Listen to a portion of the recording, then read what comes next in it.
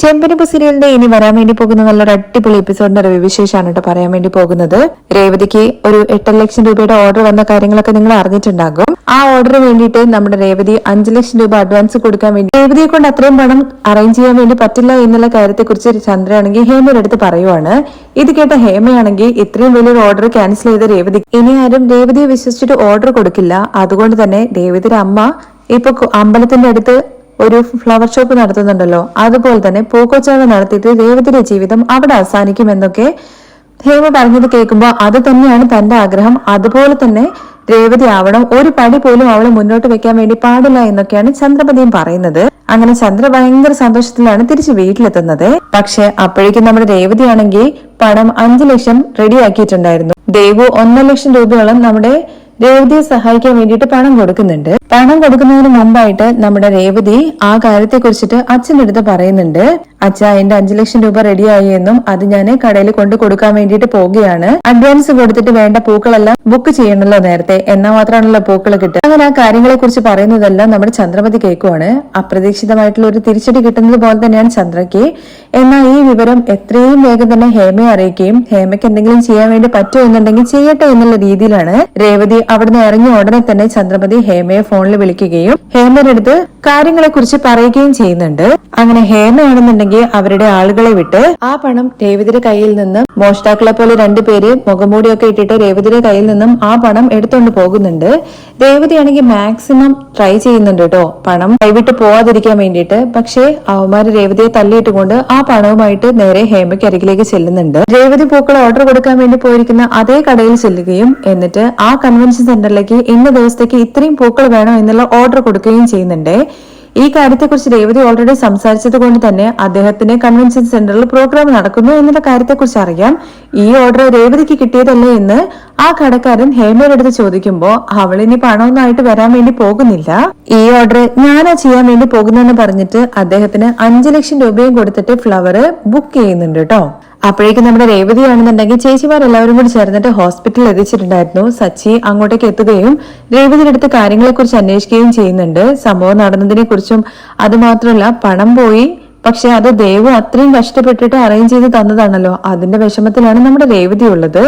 ഹോസ്പിറ്റലിൽ ചെന്ന് ഡോക്ടറെ അടുത്ത് കാര്യങ്ങൾ അന്വേഷിക്കുമ്പോൾ രേവതിക്ക് കൂടുതലായിട്ട് പരിക്കൊന്നും പറ്റിയിട്ടില്ല. വീണതുകൊണ്ട് ചെറുതായിട്ട് മുറിഞ്ഞു എന്ന് മാത്രമേ ഉള്ളൂ, അല്ലാതെ സീരിയസ് ആയിട്ട് ഒന്നുമില്ല എന്നുള്ള കാര്യം ഡോക്ടർ പറയുകയും അന്ന് തന്നെ ഡിസ്ചാർജ് ആവുകയും ചെയ്യുന്നുണ്ട്. പോകുന്ന വഴിയിൽ വെച്ച് തന്നെ നമ്മുടെ സച്ചിയും രേവതിയും കൂടി ചേർന്ന് പോലീസ് സ്റ്റേഷനിൽ പോവുകയും കംപ്ലൈന്റ് എഴുതി കൊടുക്കുകയും ചെയ്യുന്നുണ്ട്. എന്നിട്ടാണ് വീട്ടിലേക്ക് എത്തുന്നത്. വീട്ടില് നമ്മുടെ രേവതി തലയിലും അതുപോലെ കൈക്കൊക്കെ കെട്ടി വരുന്നത് കാണുന്ന സമയത്ത് എന്താണ് പറ്റിയത് എന്നുള്ള കാര്യം രവി ചോദിക്കുന്നുണ്ട്. അപ്പോ വീട്ടിലെല്ലാവരോടുമായിട്ട് പണം നഷ്ടപ്പെട്ട കാര്യത്തെ കുറിച്ച് പറയുവാണ് കേട്ടോ.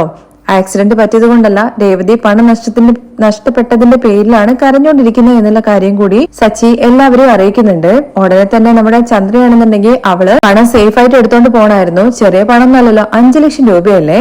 അങ്ങനെ ഒരു ബോധമില്ലാതെ പോയത് കൊണ്ടാണ് ആൾക്കാർ ആ പണം കൊണ്ട് പോയെന്നൊക്കെ പറഞ്ഞിട്ട് രേവതിയെ കുത്തി നോവിക്കാനാണ് അപ്പോഴും ശ്രമിക്കുന്നത്. പക്ഷെ ചന്ദ്രയ്ക്ക് അറിയാം ഹേമ ഒപ്പിച്ച പണിയാണ് ഇത് എന്നുള്ള കാര്യം.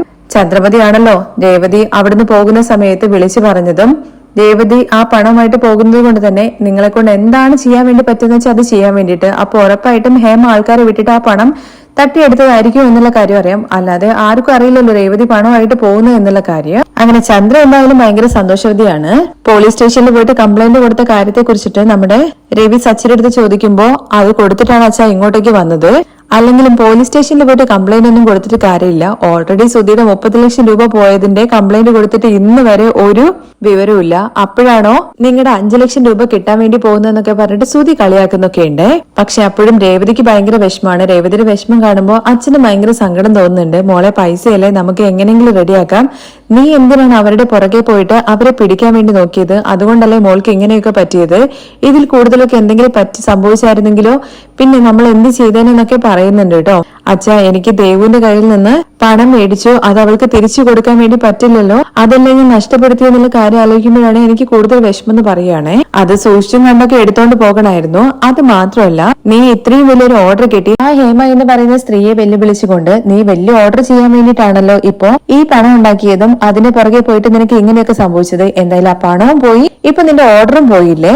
ഇതുകൊണ്ടാണ് പറയുന്നത് അത്യാഗ്രഹം ആപത്താണ് എന്നുള്ള കാര്യം. അതിനിടയ്ക്ക് രവിയാണെന്നുണ്ടെങ്കിൽ ചന്ദ്രയുടെ അടുത്ത് പറയുന്നുണ്ട് കേട്ടോ, ചന്ദ്രൻ നിന്റെ ആഭരണങ്ങൾ എടുത്തിട്ട് രേവതിക്ക് കൊടുക്ക്, അവള് ആ പണം തിരികെ ദേവുവിന് കൊടുക്കട്ടെ. അവളുടെ ഫ്രണ്ടിന്റെ അടുത്ത് മേടിച്ചതെന്നല്ലേ പറഞ്ഞത്. പക്ഷെ ചന്ദ്രയാണെന്നുണ്ടെങ്കിൽ ഞാൻ കൊടുക്കില്ല, ഞാൻ എന്റെ ആഭരണങ്ങൾ ഊരി കൊടുക്കാനോ അവള് എവിടെങ്കിലും കൊണ്ടുപോയി പണം തൊലച്ചിട്ട്. അതല്ല ചന്ദ്രേ, നീ ആഭരണങ്ങൾ ഊരൊന്നും വേണ്ട, ബ്യൂറോനകത്ത് വേറെ ആഭരണങ്ങളുണ്ടല്ലോ അതെടുത്ത് കൊടുക്ക്, ഞാൻ എന്റെ ആഭരണങ്ങളൊന്നും ഇവൾക്ക് വേണ്ടിയിട്ട് ഒരിക്കലും കൊടുക്കില്ല എന്ന് പറഞ്ഞിട്ട് ചന്ദ്രമതി വാശി കാണിക്കുവാണ് കേട്ടോ ചെയ്യുന്നത്. ഇത് നോക്ക് ചന്ദ്രേ, രേവതിയുടെ ആഭരണങ്ങൾ നീ ആയിരുന്നു സൂക്ഷിച്ചത്, ആ ആഭരണങ്ങൾ ഉണ്ടായിരുന്നെങ്കിൽ ഞാൻ നിന്റെ അടുത്ത് അതേ കൊടുക്കാൻ വേണ്ടി പറയുണ്ടായിരുന്നുള്ളൂ.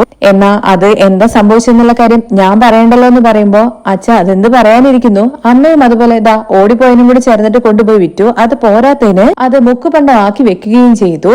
അതിനെക്കുറിച്ച് എന്തിനാടാ ഇപ്പൊ പറയുന്നത്, ആ പണമൊക്കെ ഞാൻ നിനക്ക് തിരിച്ചു തന്നല്ലേ എന്ന് ശ്രുതി ചോദിക്കുന്നുണ്ട്. എടാ പണം തിരിച്ചു തന്നു കഴിഞ്ഞാലും മോഷണമല്ലാതെ ആവില്ലല്ലോ അച്ഛ. ഇതുപോലെ ഒരു ദിവസം എന്റെ 30 ലക്ഷം രൂപ പോയിട്ടുണ്ടായിരുന്നല്ലോ, അന്ന് ആരും ആ പണം തരുന്നതിനെ കുറിച്ച് സംസാരിച്ചിട്ടുണ്ടായിരുന്നില്ലല്ലോ, പിന്നെ എന്തിനാണ് ഇപ്പോ ഇവൾക്ക് 5 ലക്ഷം രൂപ കൊടുക്കാൻ വേണ്ടിയിട്ട് അമ്മയുടെ അടുത്ത് സ്വർണം കൊടുക്കാനൊക്കെ പറയുന്നതെന്നൊക്കെ ശ്രുതി ചോദിക്കുമ്പോ എടാ ആ 30 ലക്ഷം രൂപ കളഞ്ഞു പോയതല്ലോ, നീ കൊണ്ടുപോയിട്ട് തുലച്ചതാണ്.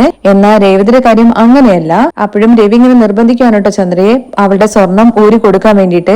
ഇല്ല ഞാൻ തരില്ല എന്നുള്ള ഒറ്റ വാശി തന്നെയാണ്. ഉടനെ രേവതിയും പറയുന്നുണ്ട് അച്ഛ എന്തായാലും അമ്മയുടെ സ്വർണം വേണ്ട, അതെന്താ മോളെ നീ അങ്ങനെ പറഞ്ഞത്, ദേവുവിന് തിരികെ പണം കൊടുക്കണ്ടേ എന്ന് രവി ചോദിക്കുന്നുണ്ട്. അച്ഛ അതൊക്കെ ഞങ്ങൾ എങ്ങനെയെങ്കിലും അറേഞ്ച് ചെയ്ത് കൊടുത്തോളാം, എന്തൊക്കെയാണെന്നുണ്ടെങ്കിലും അമ്മയുടെ സ്വർണം ഒരിക്കലും ഞങ്ങൾക്ക് വേണ്ട. ഞാൻ അധ്വാനിച്ച് ജയിക്കുന്നവളാണ്, അല്ലാതെ ആരുടെ കയ്യിൽ നിന്ന് കട്ടും മോഷ്ടിച്ചിട്ടൊന്നും ഒരു പൈസ ഉണ്ടാക്കിയിട്ടില്ല. പണത്തിന് ആവശ്യം വരുന്ന സമയത്ത് കടം മേടിക്കാറുള്ളൂ, അത് തിരിച്ചു കൊടുക്കുകയും ചെയ്യും. അതെ അച്ഛാ, രേവതി പറഞ്ഞത് ശരി തന്നെയാണ്. അമ്മ നാഴികയ്ക്ക് 40 വട്ടം പറയും ഇത് എന്റെ വീടാണ് എന്റെ വീടാണെന്ന്. അതുപോരാത്തതിന് ഇപ്പൊ അമ്മയുടെ കയ്യിൽ നിന്ന് ആ സ്വർണം കൂടി മേടിച്ചു കഴിഞ്ഞു കഴിഞ്ഞാൽ പിന്നെ ഇവിടെ സമാധാനത്തോടു കൂടി ഇരുന്നിട്ട് ഭക്ഷണം കഴിക്കാൻ പോലും പറ്റില്ലാത്ത അവസ്ഥയാകും.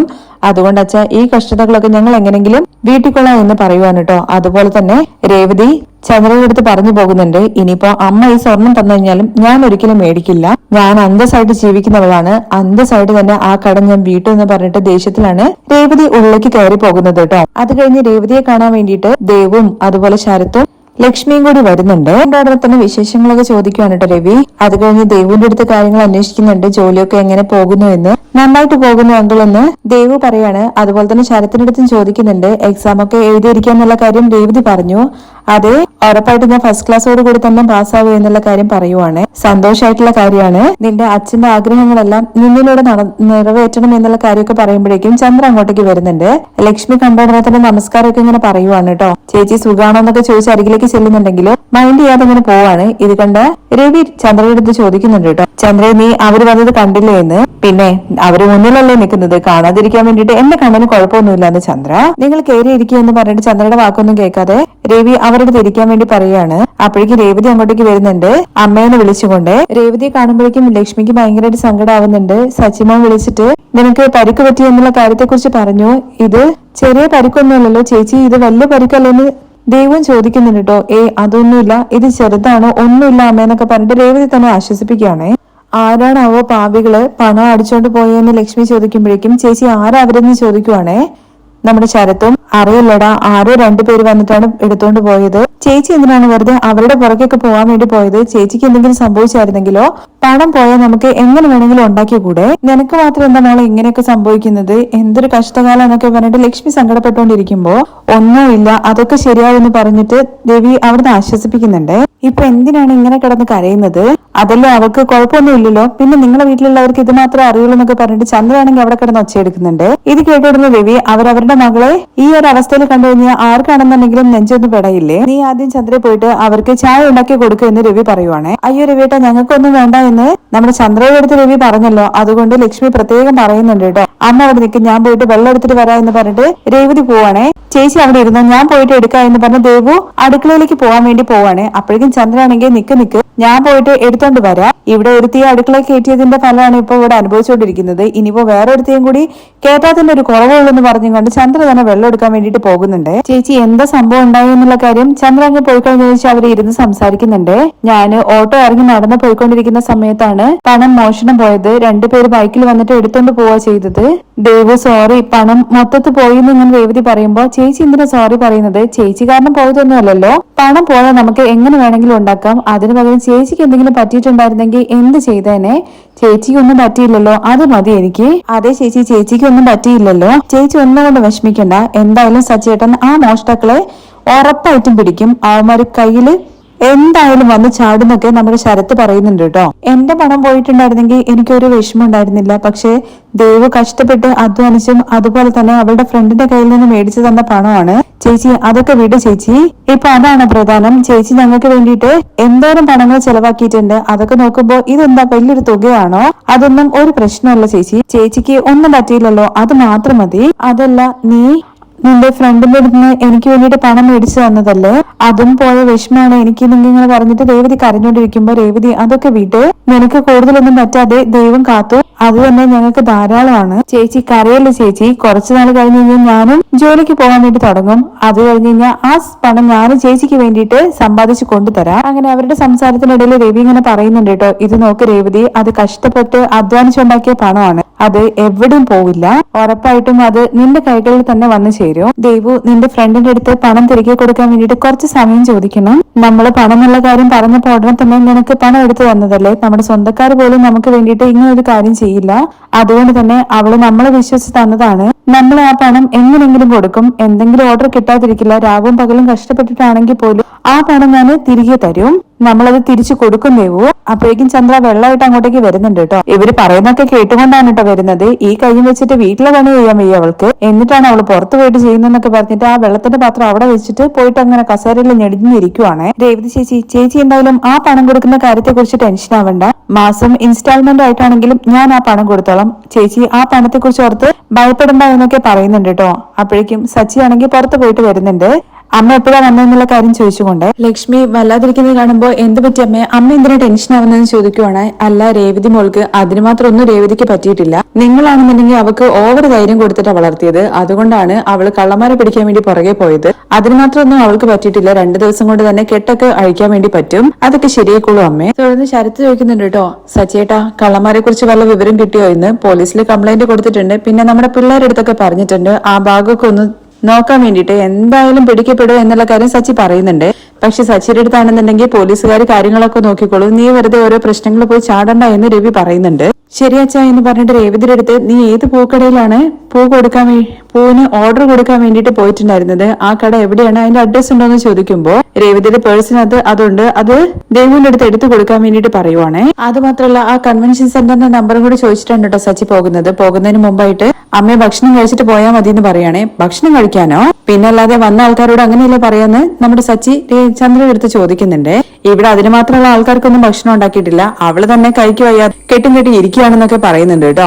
അതിനെന്താണ്, ഞാൻ കടയിൽ നിന്ന് മേടിച്ചോണ്ട് വരാമെന്ന് സച്ചി. അയ്യോ വേണ്ട, ഞങ്ങൾ രേവതിയെ കാണാൻ വേണ്ടിയിട്ടാ വന്നത്, ഞങ്ങൾ പോവാണെന്ന് പറഞ്ഞിട്ട് ലക്ഷ്മി പോകുമ്പോഴേക്കും രേവതിയെ കാണാൻ വേണ്ടിയിട്ടല്ലേ വന്നത്. അതുകൊണ്ട് അവളെ കണ്ട് ഇരുന്ന് സംസാരിച്ച് ഭക്ഷണം കഴിച്ചിട്ട് പോയാൽ മതിയെന്ന് സച്ചി. ഞാൻ പോയിട്ട് കടയിൽ നിന്ന് മേടിച്ചോണ്ട് വരാം അച്ഛൻ ഒന്ന് പറയേ. അത് അവൻ പറഞ്ഞ് ശരി തന്നെയാണ്, അങ്ങനെ പോയാൽ മതിയെന്ന് രവിയും പറയുന്നുണ്ട്. ആ കടയിലും അതുപോലെ തന്നെ കൺവെൻഷൻ സെന്ററിനെ കുറിച്ച് അന്വേഷിക്കാൻ വേണ്ടിയിട്ട് ഞാൻ ഇങ്ങോട്ടേക്ക് വന്നത്. ശരത്തെ നീ എന്റെ കൂടെ വാടാ, ഞാന് ഭക്ഷണം മേടിച്ചു തരാന്ന് പറയുമ്പോ അയ്യോ വേണ്ട സച്ചിട്ട് ഞങ്ങൾ പൊക്കോളാം, നീ വാടാ എന്ന് പറഞ്ഞിട്ട് കൂട്ടിക്കൊണ്ട് പോവാണ്. അവരങ്ങ് പോയി കഴിഞ്ഞ ശേഷം അവളെന്താ കിടന്ന കിടപ്പറ്റാണോ, വന്ന് കണ്ടിട്ട് അങ്ങ് പോയാ പോരെ, ഇവിടെ ഇരുത്തി ഭക്ഷണം കൊടുക്കണ കാര്യം എന്താണ്? ചന്ദ്രൻ നീ ഉണ്ടാക്കി കൊടുക്കുന്ന കാര്യമൊന്നുമില്ലല്ലോ, അവൻ കടയിൽ നിന്ന് മേടിച്ചു കൊടുക്കുമല്ലേ, പിന്നെ നിന്റെ പ്രശ്നം എന്താണ്? എന്നെ മാത്രം നന്നായിട്ട് ചീത്ത വിളിച്ചോ, അല്ലാതെ നിങ്ങളെ കൊണ്ട് എന്നാത്തിന് കൊള്ളാം എന്നൊക്കെ പറഞ്ഞിട്ട് ദേഷ്യം പിടിച്ചിട്ട് ചന്ദ്രൻ എണീറ്റ് പോവാണ്. ചന്ദ്രമതി അടുക്കളയിൽ പണിയെടുത്തോണ്ടിരിക്കുകയാണ്. അപ്പോഴാണ് അങ്ങോട്ടേക്ക് ബാമ വരുന്നത്. ചന്ദ്രന്ന് വിളിച്ചുകൊണ്ട് വരുന്നത് കേൾക്കുമ്പോ ആ ബാമ വാ എന്ന അടുക്കളയിൽ നിന്നാണ് കേട്ടോ പറയുന്നത്. അല്ല ചന്ദ്രൻ നീ എന്താ ഭക്ഷണം ഉണ്ടാക്കുന്നത്? എന്ത് ചെയ്യാനാണ്, ആ പൂ കെട്ടുന്നവളുണ്ടല്ലോ അവള് കൈ ഒടിച്ചിട്ട് വന്നിരിക്കുകയാണ്. ചന്ദ്രൻ പൂ കെട്ടുന്നവളെന്നൊന്നും പറയല്ലേ. രേവതിക്ക് എന്താ പറ്റിയത്? അവളെവിടെയോ പോയിട്ട് വീഴ എന്തോ ചെയ്തിട്ട് കൈക്ക് കെട്ടൊക്കെ ഇട്ടിട്ടുണ്ട്. ശരിക്കും കൈ വീണിട്ട് പറ്റിയതാണോ ഇനി ചുമ്മാ കെട്ടിട്ട് ഇരിക്കുകയാണോ എന്നുള്ള കാര്യം ആർക്കറിയാം. ആ സച്ചി ഇല്ലാത്ത പണി എല്ലാം ചെയ്യും, അതിന് പറ്റിയ ആള് തന്നെയാണല്ലോ. സച്ചിയും രേവതിയും വിളിച്ചിട്ട് നീ അങ്ങനെ പറയല്ലേ, അവരൊന്നും ഒരിക്കലും അങ്ങനെ ചെയ്യില്ല, നിനക്ക് അറിയില്ല ബാമേ. അവൾ അങ്ങനെ ഇരിക്കുന്നത് കൊണ്ട് രവിയേട്ടനാണെന്നുണ്ടെങ്കിൽ എന്റെ അടുത്ത് ഭക്ഷണം ഉണ്ടാക്കാൻ വേണ്ടിട്ട് പറഞ്ഞു. ഇവിടെയാണെങ്കിൽ ചൂടെടുത്തിട്ട് മനുഷ്യന് നിൽക്കാൻ വയ്യ, എങ്ങനെയാണ് അവൾ ഇവിടെ ഭക്ഷണം ഉണ്ടാക്കുന്നത്? ഒറ്റ ദിവസം ഭക്ഷണം ഉണ്ടാക്കിയപ്പോഴേക്കും നിനക്ക് ഇങ്ങനെ ഒരു തോന്നൽ വന്നില്ലേ?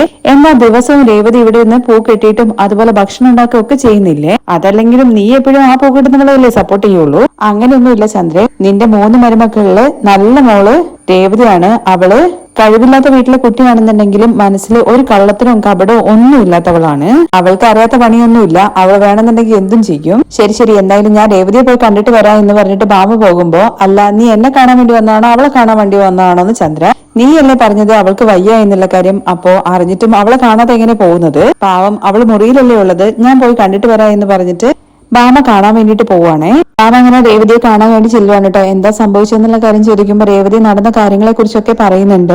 അങ്ങനെ സാരില്ല രേവതി, അതൊക്കെ ശരിയാകും, നിന്റെ കയ്യിൽ നിന്ന് പണം എടുത്തോണ്ട് പോകാനൊന്നും കരുതി പിടിക്കാൻ വേണ്ടിട്ട് പോകുന്നില്ല, ആ പണം സച്ചി എങ്ങനെങ്കിലും കണ്ടെത്തി തരുന്നൊക്കെ പറയുന്നുണ്ട് കേട്ടോ. അങ്ങനെ രേവതിയുടെ അടുത്ത് കൂടുതൽ നേരം നിന്ന് സംസാരിച്ചു കഴിഞ്ഞു കഴിഞ്ഞാൽ നിന്റെ അമ്മായിമുണ്ടല്ലോ അവിടെ വാളെടുത്ത് നുള്ളും, അതുകൊണ്ട് ഞാൻ പോയിട്ട് വരാം എന്ന് പറഞ്ഞിട്ട് വേഗം തന്നെ രേവതിയുടെ അടുത്ത് നിന്ന് പോകുന്നുണ്ട് കേട്ടോ. ചന്ദ്രയുടെ അരികിലേക്ക് എത്തുമ്പോഴേക്കും ബാമയുടെ അടുത്ത് സുഖവിവരമൊക്കെ അന്വേഷിച്ചെന്ന് ചോദിക്കുകയാണ്. പാവം, അവൾക്ക് പരിക്കും പറ്റി, പോരാത്തിന് അവളുടെ പണവും പോയി, പിന്നെ പാവം ഒലക്കാണ്. അവളുടെ പണം പോയതിന് രവിയേട്ടനാണെന്നുണ്ടെങ്കിൽ എന്റെ സ്വർണം വെച്ചിട്ട് അവൾക്ക് പണം കൊടുക്കാൻ വേണ്ടിട്ട് പറഞ്ഞു, ഞാൻ തരില്ല എന്നുള്ള കാര്യം അപ്പൊ തന്നെ പറഞ്ഞു. വെറുതെ ആവശ്യമില്ലാത്ത പണിക്ക് പോയിട്ടല്ലേ അവൾക്ക് ഇങ്ങനെയൊക്കെ സംഭവിച്ചെന്നൊക്കെ ഇങ്ങനെ ചന്ദ്ര പറയുമ്പോഴേക്കും രേവതിയുടെ സംസാരത്തിൽ നിന്ന് എനിക്ക് ഒരു കാര്യം മനസ്സിലായി. എന്ത് മനസ്സിലായി എന്ന് ചന്ദ്ര ചോദിക്കുമ്പോൾ, അവളുടെ കയ്യിൽ നിന്ന് പണം അടിച്ചുകൊണ്ട് പോയതിന് കാരണം ആ ഹേമ തന്നെയായിരിക്കും. അവള് മാത്രമാണല്ലോ രേവതിക്ക് എതിരാളിയായിട്ട് നിൽക്കുന്നത്. നീയൊന്നും മെല്ലെ പറയുബാമേ, അവളുടെ കാതിലത് കേക്ക്. ഉറപ്പായിട്ടും ഇത് ഹേമയുടെ പണി തന്നെ ആയിരിക്കുന്നു ബാമ, അവള് തന്നെയായിരിക്കും ഇത് ചെയ്തിട്ടുണ്ടാവുക. അവള് ആരെങ്കിലും പറഞ്ഞയച്ചിട്ട് രേവതിയുടെ കയ്യിൽ നിന്ന് ആ പണം അടിച്ചുകൊണ്ട് പോയി രേവതിയെ തള്ളിയിട്ട് പരിക്ക് പറ്റിച്ച് ആ ഓർഡർ പിടിക്കാൻ വേണ്ടിട്ട് നോക്കിയതായിരിക്കും അവള്. ഇത് നോക്കി ചന്ദ്ര, ഇതുപോലെ ഹേമയ്ക്ക് ഇടം കൊടുക്കാതിരിക്കുന്നതാണ് നിനക്ക് നല്ലത്. എന്തൊക്കെ പറഞ്ഞു കഴിഞ്ഞാലും രേവതി നിന്റെ മരുമകളാണ്. ആ ഹേമ ഉണ്ടല്ലോ, അവള് അത്ര നല്ലവളാണെന്നുള്ള കാര്യം തോന്നുന്നില്ല. നീയുമായിട്ട് അടുപ്പം കാണിച്ചത് അവള് ഉറപ്പായിട്ടും രേവതിക്കെതിരെ ആയുധമാക്കാൻ വേണ്ടി തന്നെയായിരിക്കും. നീ ചുമ്മാ വെറുതെ ഓരോന്ന് കൽപ്പിച്ചുകൂട്ടി പറയണ്ടെന്ന് പറയുമ്പോൾ ഞാൻ കൽപ്പിച്ചുകൂട്ടി പറയുന്നതല്ല, ഉറപ്പായിട്ടും രേവതിക്ക് ആ ഓർഡർ കിട്ടരുതെന്ന് വിചാരിച്ചിട്ട് മനഃപൂർവ്വം ഹേമ ചെയ്തു തന്നെയായിരിക്കും. രേവതിക്ക് ഇപ്പൊ തൽക്കാലത്തേക്ക് ഇങ്ങനെ പോയി, അവൾക്ക് എന്തെങ്കിലും സംഭവിച്ചായിരുന്നെങ്കിൽ ആ പാവം ഉണ്ടല്ലോ ജീവിതാവസാനം വരെ നിന്നെ വിട്ടിട്ട് പോകില്ല ചന്ദ്ര. അതെങ്ങനെ എനിക്ക് വന്ന് ചെയ്യുന്നതെന്ന് ചന്ദ്ര ചോദിക്കുമ്പോ, നീ നിന്റെ മരുമകളെ ഒരു വിലയും കൊടുക്കുന്നില്ല എന്നുള്ള കാര്യം ആ ഹേമയ്ക്ക് മനസ്സിലായി. അതുകൊണ്ടാണല്ലോ അവള് ഇങ്ങനത്തെ കാര്യങ്ങളൊക്കെ ചെയ്യുന്നത്. നീ അവളെ എന്ത് ചെയ്തു കഴിഞ്ഞാലും നീ ചോദ്യം ചെയ്യില്ല എന്നുള്ള കാര്യം അവൾക്ക് മനസ്സിലായി. മര്യാദയ്ക്ക് അവളെ ഫോൺ ചെയ്തിട്ട് രേവതിയുടെ ജീവൻ വെച്ചുള്ള കളി ഒന്ന് നിർത്തിക്കേക്കാൻ വേണ്ടിട്ട് അവളെടുത്ത് പറഞ്ഞേക്ക് നീ. അത് കഴിഞ്ഞ് നമ്മുടെ സച്ചിയാണെന്നുണ്ടെങ്കിൽ കാര്യങ്ങൾ അന്വേഷിക്കാൻ വേണ്ടിയിട്ട് ആദ്യം ആ പൂക്കടയിൽ പോകുന്നുണ്ട് കേട്ടോ. എന്നിട്ട് അന്നേ ദിവസത്തേക്ക് ഹേമ പൂവിന് അറേഞ്ച്മെന്റ്സ് ഒക്കെ ചെയ്ത കാര്യങ്ങളെ കുറിച്ചിട്ട് ആ കടക്കാരൻ നമ്മുടെ സച്ചിയുടെ അടുത്ത് പറയുകയാണ്. അത് മാത്രമല്ല ആ കൺവെൻഷൻ സെന്ററിൽ പോകുന്നുണ്ട്. രേവതിയെ കൊണ്ട് അത്രയും പൂക്കൾ മേടിക്കാൻ വേണ്ടിയിട്ടുള്ള അഡ്വാൻസ് പോലും കൊടുക്കാൻ വേണ്ടി പറ്റാതെയായി. അവളെ കൊണ്ട് കൊടുക്കാൻ വേണ്ടി പറ്റില്ല എന്ന് പറഞ്ഞിട്ട് ഹേമയാണെന്നുണ്ടെങ്കിൽ ആ ഓർഡർ ഹേമയ്ക്ക് മേടിക്കുകയും ചെയ്തിട്ടുണ്ട്. അതിനെ കുറിച്ചിട്ട് മണ്ഡപത്തിൽ ചെന്ന സമയത്ത് നമ്മുടെ സച്ചിയുടെ അടുത്ത് കാര്യങ്ങളെല്ലാം ആ മാനേജറും പറയുന്നുണ്ട് കേട്ടോ. ആദ്യം ഓർഡർ വേറെ ആർക്കാ കൊടുത്തതെന്നുള്ള കാര്യം പറയാൻ വേണ്ടിയിട്ട് മടിക്കുന്നുണ്ടെങ്കിലും ഒന്ന് സാർ പറയുന്നതുകൊണ്ട് സാറിന് നഷ്ടമൊന്നും വരാൻ വേണ്ടി പോകുന്നില്ലല്ലോ എന്ന് പറയുമ്പോൾ ഹേമയാണെന്നുള്ള കാര്യം പറയുവാണ്. അതിൽ നിന്നും നമ്മുടെ സച്ചിക്ക് മനസ്സിലാവുന്നുണ്ട് ഹേമയാണ് രേവതിയുടെ കയ്യിൽ നിന്നും പണം അടിച്ചുകൊണ്ടുപോകാൻ വേണ്ടിയുള്ള കാര്യങ്ങളൊക്കെ ചെയ്ത് എന്നുള്ള കാര്യം മനസ്സിലാവുകയാണ് കേട്ടോ ചെയ്യുന്നത്. തുടർന്ന് രാത്രിയിലാണ് കേട്ടോ കാണിക്കുന്നത്. രേവതിയാണെന്നുണ്ടെങ്കിൽ അവിടെ ഇരുന്ന് പൂവൊക്കെ കെട്ടിക്കൊണ്ടിരിക്കുവാണ്. ഇത് കണ്ട ചന്ദ്ര ചോദിക്കുന്നുണ്ട്, ഇത്രയൊക്കെ പറ്റിയിട്ടും നീ എന്തിനാണ് പൂ കെട്ടുന്നത്? പണം വെച്ചിട്ട് ചാവണം എന്നൊക്കെ ചോദിക്കുവാണ്. അത് കേട്ടുകൊണ്ടാണ് നമ്മുടെ സച്ചി കയറി വരുന്നത്. നമ്മ ഒച്ചയൊക്കെ ഉണ്ടാക്കുന്ന സമയത്ത് സച്ചിയെ നോക്കുന്നുണ്ട്. എന്താ ഇവിടെ ഓവർ ശബ്ദം എന്നുള്ള കാര്യം സച്ചി ചോദിക്കുമ്പോ, ഓവർ ശബ്ദമാണെന്നുണ്ടെങ്കിൽ നീ നിന്റെ ചെവി അടച്ചോടാന്ന് പറയണേ, അല്ലെങ്കിലും ഞങ്ങളുടെ ചെവി അടയ്ക്കണല്ലോ, അല്ലാതെ ചെറുടെ വായൊന്നും അടക്കാൻ വേണ്ടി പറ്റില്ല എന്ന് ചന്ദ്രന്റെ അടുത്ത് തിരിച്ച് സച്ചി പറയുന്നുണ്ട്. നിന്നോടൊക്കെ മനുഷ്യൻ സംസാരിക്കോ, അല്ലെങ്കിൽ നിങ്ങൾ പറയുന്നതൊക്കെ മനുഷ്യന്മാരായാലും കേൾക്കുമോ എന്ന് തിരിച്ചു ചോദിക്കുമ്പോൾ നിന്റെ അടുത്തൊന്നും പറഞ്ഞിട്ട് കാര്യമില്ല എന്ന് പറഞ്ഞിട്ട് ദേഷ്യം പിടിച്ചിട്ട് ചന്ദ്രൻ അങ്ങ് പോവാണ്.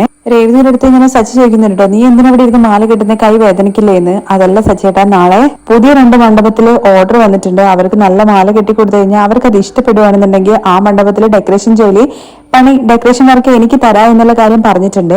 ആഹാ, ഇത് കൊള്ളാലോ രേവതി. ഒരു ഡെക്കറേഷന്റെ ഓർഡർ പോയെങ്കിലും മറ്റൊരു ഡെക്കറേഷന്റെ വർക്ക് കിട്ടാൻ വേണ്ടിയിട്ട് നീ അധ്വാനിക്കുന്നുണ്ടല്ലോ. ഒരു ഡെക്കറേഷന്റെ ഇത് പോയി എന്ന് വിചാരിച്ച് സങ്കടപ്പെട്ടുകൊണ്ടിരിക്കാതെ മറ്റേത് കിട്ടാൻ വേണ്ടിയിട്ടുള്ള കാര്യങ്ങൾ നീ ചെയ്യുന്നുണ്ടല്ലോ. ഇത് മതി രേവതി, എന്തെങ്കിലും ഒരു ദിവസം നീ വലിയ ആളായിട്ട് തന്നെ വരും. അത് ഞാൻ കാണാനും പോകുകയാണ്. ദേവുവാണെന്നുണ്ടെങ്കിൽ അരുണിനെ വിളിച്ചിട്ട് നടന്ന കാര്യങ്ങളെ കുറിച്ചൊക്കെ പറയുന്നുണ്ട് കേട്ടോ. സോറി പറയാണ് ഇങ്ങനെ ഒരു സംഭവം സംഭവിച്ചതിന്. പക്ഷെ അരുണാണെന്നുണ്ടെങ്കിൽ നീ എന്തിനാ പണത്തെ തിരിച്ചു തരുന്ന കാര്യത്തെ കുറിച്ച് ചോദിക്കുന്നത്? എന്റെ അടുത്ത് സോറി പറയേണ്ട കാര്യമൊന്നുമില്ല, പണം തന്നിട്ടില്ലെങ്കിലും കുഴപ്പമില്ല എന്ന് പറയുമ്പോൾ ഞാൻ ഇൻസ്റ്റാൾമെന്റ് ആയിട്ട് തന്നോളാം എന്നൊക്കെ ദേവു പറയുന്നുണ്ട്. നീ അത്രയ്ക്ക് ഒന്ന് അന്യനായിട്ടാണോ കാണുന്നതെന്നൊക്കെ ദേവുവിന്റെ അടുത്ത് നമ്മുടെ അരുൺ ചോദിക്കുന്നുണ്ട് കേട്ടോ. അങ്ങനെ ദേവുവിനെ സമാധാനിപ്പിച്ചിട്ട് ആ ഒരു പണത്തിന്റെ പേരിൽ ഒരു പ്രശ്നമില്ലാത്ത രീതി ആവുന്നുണ്ട്. അത് കഴിഞ്ഞ് നമ്മുടെ സച്ചിയും അതുപോലെ തന്നെ ചില ഫ്രണ്ടും കൂടി ചേർന്നിട്ട് ബാമയുടെ വീട്ടിലേക്ക് പോകുന്നുണ്ട് കേട്ടോ. അത് മറ്റൊന്നുമല്ല, ബാമയാണ് ആ പണം മോഷ്ടിക്കാൻ വേണ്ടിയിട്ടുള്ള കാര്യങ്ങളെല്ലാം ചെയ്തതെന്നുള്ള കാര്യം നമ്മുടെ സച്ചിക്ക് മനസ്സിലായി. അത് മാത്രം പോരല്ലോ, രേവതി ആ സമയത്ത് പണം എടുത്തിട്ട് പോകുന്നു എന്നുള്ള കാര്യം വീട്ടിൽ നിന്നും അമ്മ വിളിച്ച് പറഞ്ഞതാണോ എന്നുള്ളൊരു സംശയം നമ്മുടെ സച്ചിക്ക് വരുന്നുണ്ട്. കാരണം എന്താ വെച്ച് കഴിഞ്ഞാല് രേവതി ആ പണത്തിനെ കുറിച്ചും കാര്യങ്ങളെ കുറിച്ചൊക്കെ സംസാരിക്കുന്ന സമയത്ത് ഒരു പുച്ഛഭാവത്തിലുള്ള നമ്മുടെ ചന്ദ്രയുടെ നോട്ടങ്ങളൊക്കെ നമ്മുടെ സച്ചി ഓൾറെഡി നോട്ട് ചെയ്തിട്ടുണ്ടായിരുന്നു. അങ്ങനെ അവർ തമ്മിൽ എന്തെങ്കിലും ബന്ധമുണ്ടോ എന്നുള്ള കാര്യങ്ങളെ കുറിച്ചൊക്കെ അറിയാൻ വേണ്ടിയിട്ടാണ് ബാമയുടെ വീട്ടിലേക്ക് ചെല്ലുന്നത് കേട്ടോ. ബാമയുടെ വീട്ടിൽ ചെന്നിട്ട് നമ്മുടെ സച്ചി ആണെങ്കിൽ ഭയങ്കര നമ്പർ ഇറക്കുവാണ് ചെയ്യുന്നത്. രേവതിക്ക് ആന്റി ഇങ്ങനെ സംഭവിച്ചതൊക്കെ അറിഞ്ഞില്ലേ, പാവം അവളുടെ കുടുംബത്തിലെല്ലാവരും പോകട്ടെ കഷ്ടപ്പെടുകയാണ്, അവളുടെ അമ്മയ്ക്കാണെന്നെ നിന്ന് കാലുവേദനയാണ്, അങ്ങനെ അങ്ങനെയൊക്കെ പറഞ്ഞ ഒരുപാട് സെന്റി അടിക്കാനാണ് ചെയ്യുന്നത്. സച്ചിയുടെ ആ സെന്റിമെന്റിലെ കാര്യങ്ങളെല്ലാം കേൾക്കുന്ന സമയത്ത് ബാമയുടെ മനസ്സലിയോ എന്നുള്ള കാര്യം സച്ചിക്ക് നന്നായിട്ട് അറിയാം. ദേവു ആണെന്നുണ്ടെങ്കിൽ ഇപ്പൊ ജോലിക്ക് പോകാൻ വേണ്ടി തുടങ്ങിയതേ ഉണ്ടായിരുന്നുള്ളൂ. അങ്ങനെ അവൾ സമ്പാദിച്ച പൈസയും കൂടി നമ്മുടെ രേവതിക്ക് എടുത്തു കൊടുത്തു. അത് പോരാത്തതിന് അവളുടെ ഫ്രണ്ടിന്റെ കയ്യിൽ നിന്ന് 1 ലക്ഷം രൂപയും എടുത്തു കൊടുത്തു. ആ പണം തിരികെ കൊടുക്കാൻ വേണ്ടി പറ്റാത്തത് വിഷമത്തിലാണ് ആന്റി. മാത്രമല്ല രേവതിക്ക് ഇപ്പൊ കോമ്പറ്റീറ്റർ ആയിട്ട് നിൽക്കുന്നത് ഹേമ എന്ന് പറയുന്ന സ്ത്രീയാണ്. അവളായിരിക്കും ഒരുപക്ഷെ ഇങ്ങനെ ചെയ്തിട്ടുണ്ടെന്ന്. ഒരിക്കലും അവൾ അങ്ങനെ ചെയ്യാൻ വേണ്ടി പാടില്ലായിരുന്നു എന്ന് സച്ചിയുടെ ഫ്രണ്ടും കൂടി പറയുമ്പോഴേക്കും ബാമയുടെ കയ്യിൽ നിന്ന് കൈവിട്ട് പോവുകയാണ് ചെയ്യുന്നത്. ഒരിക്കലും ആ ഹേമ അങ്ങനെ ചെയ്യാൻ വേണ്ടി പാടില്ലായിരുന്നു. അവള് എന്തിനാണ് ഇങ്ങനെ ചെയ്തതെന്നുള്ള കാര്യം അറിയില്ല. ബാമയുടെ വായിൽ നിന്ന് തന്നെ ഹേമയുടെ കാര്യങ്ങളെല്ലാം നമ്മുടെ സച്ചി മനസ്സിലാക്കി എടുക്കുന്നുണ്ട്. അവർ തമ്മിലുള്ള ബന്ധം മനസ്സിലാക്കുന്നുണ്ട്. നമ്മുടെ ബാമയാണെന്നുണ്ടെങ്കിൽ ഞാൻ പലതവണ ചന്ദ്രയുടെ അടുത്ത് പറഞ്ഞതാണ് ഹേമയുമായിട്ടുള്ള കൂട്ട് വേണ്ട എന്ന്. പാവാണ് രേവതി. ആ പണം പോയതിന്റെ പേരിൽ രേവതി ഇരുന്ന് കരച്ചില് തന്നെയാണ് ആന്റി. ആ പണം പോയതിന്റെ വിഷമത്തിലുള്ള മര്യാദയ്ക്ക് ഭക്ഷണം പോലും കഴിക്കുന്നില്ല എന്നൊക്കെ പറഞ്ഞിട്ട് ബാമയുടെ മനസ്സ് ഇളക്കിയതിനു ശേഷം ആന്റി ഞങ്ങൾക്ക് വേണ്ടിയിട്ട് ഒരു ഉപകാരം ചെയ്യണമെന്ന് പറയാണേ. ഞാൻ എന്താ ചെയ്യേണ്ടെന്ന് വെച്ചാൽ നീ പറഞ്ഞാൽ മാത്രം മതി. ആ പണം എന്തായാലും ഹേമയുടെ വീട്ടിൽ തന്നെ കാണും. ആ പണം എടുത്ത് ചെലവാക്കേണ്ട മാത്രം കഴിവില്ലാത്തവളെന്നാണ് ഹേമ എന്നുള്ള കാര്യം തോന്നുന്നില്ല. ആ വീട്ടിൽ പോയിട്ട് പണം എടുക്കാൻ വേണ്ടിയിട്ട് ആന്റി ചെറിയൊരു ഹെൽപ്പ് ചെയ്യണം. അതിന് ഞാനെങ്ങനെ ഹെൽപ്പ് ചെയ്യാനാ മോനെ? അവിടെ പോയിട്ട് എങ്ങനെയാ പണം എടുക്കുന്നത്? അതൊക്കെ ഞങ്ങളൊരു വഴി കണ്ടിട്ടുണ്ട്. ആന്റി ഒരു കാര്യം ചെയ്താൽ മാത്രം മതി.